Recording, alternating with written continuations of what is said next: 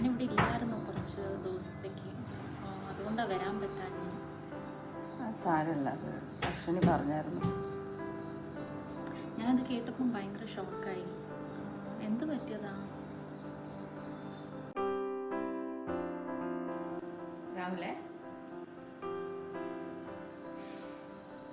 രാഹുലേ,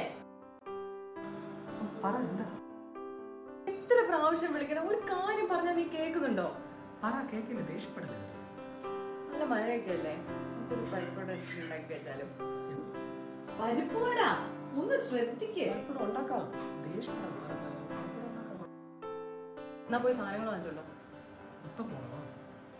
ഇപ്പൊ കഴിക്കണമെങ്കിൽ പിന്നെ ഇപ്പൊ പോണ്ടേ? ഒന്ന് പോയി എന്തൊക്കെയാ വേണ്ടെന്ന് പറ.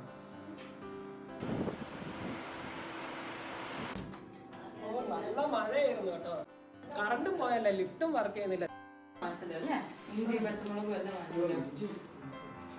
നീ അവിടെ ഇരുന്ന് ഇങ്ങനെ നോക്കുമ്പോ തന്നെ എനിക്ക് മനസ്സിലായി നീ എന്തെങ്കിലും ഒന്ന് മറക്കുമെന്ന്. എന്തെങ്കിലും ഒരു ഉത്തരവാദിത്വം ഉണ്ടോ നിനക്ക്?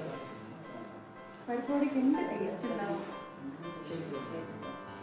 എന്ത് കാര്യത്തിലും എല്ലാത്തിലും ഇങ്ങനെ തന്നെയാ. ഞാൻ കാരണമാണോ? ഞാൻ അങ്ങനെ ദേഷ്യപ്പെട്ടില്ലായിരുന്നെങ്കിൽ അന്ന് മഴയത്ത് പോയി ഇങ്ങനൊന്നും ആവില്ലായിരുന്നു. ഒട്ടും ക്ഷമയില്ലാത്ത എപ്പോഴുമുള്ള ദേഷ്യം വലിയ വേദനകൾ സമ്മാനിച്ചേക്കാം.